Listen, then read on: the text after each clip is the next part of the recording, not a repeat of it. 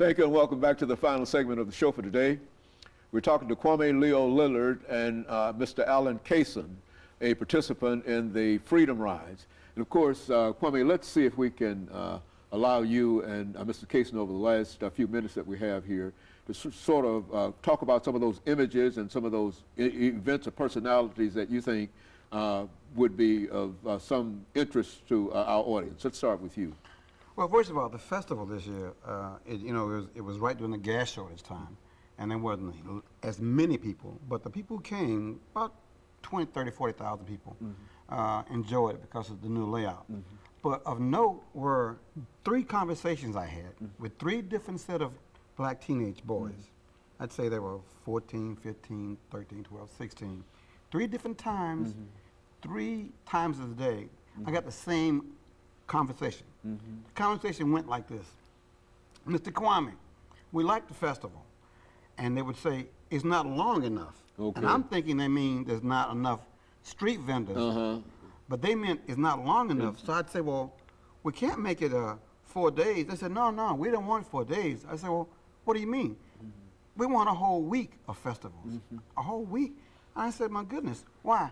They raised their shirts up. So you see where our belt is now? Well, our belt is where it's supposed to be. Except when we leave here, we can't leave it here. Because we got to pretend like we're thugs. But out here, we can be strong black men. I want to cry, Brother Haney. It's like our boys feel they got to be some hardened criminals when they leave. But the only time they can feel like a black man and a black respectable man is at the festival. That means we got a society that almost demands that they be criminals. And the only time they can be people is when they come to our festival. Now that's what 3 different set of kids do. And it hurts you to realize that that's the kind of environment that our kids feel they got to fit in. They got these images they got to portray. You know, and that's an indictment on us. We've allowed the media, we've allowed Hollywood and music to say this is who defines a black man. You know, if he ain't tough, thuggish, and got gold in his mouth and a gun in his hand, he's not a man. And that's what the movement did not do. We didn't transfer the division of the movement. And now you got Barack coming. Hopefully that will restore what a black man is. And that's the beauty of the whole thing. And you know, you look at the movement and the Freedom Ride movement, and you say, well, what happened between 61 and 91? Those 30 years, how did we go from we shall overcome to drive-by shootings? You know, what was the gap? What was the disconnect? You know, so the festival needs to always push that envelope, saying what should we do as a community to heal, and that's why we picked the theme, heal the hate in 2008.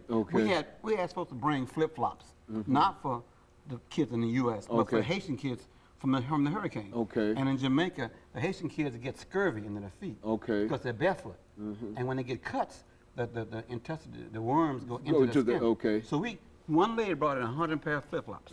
So sometimes you wonder, maybe we don't ask each other to step up to the plate, to look at the higher goodness in all of us. And maybe we need to concentrate on that more than we have.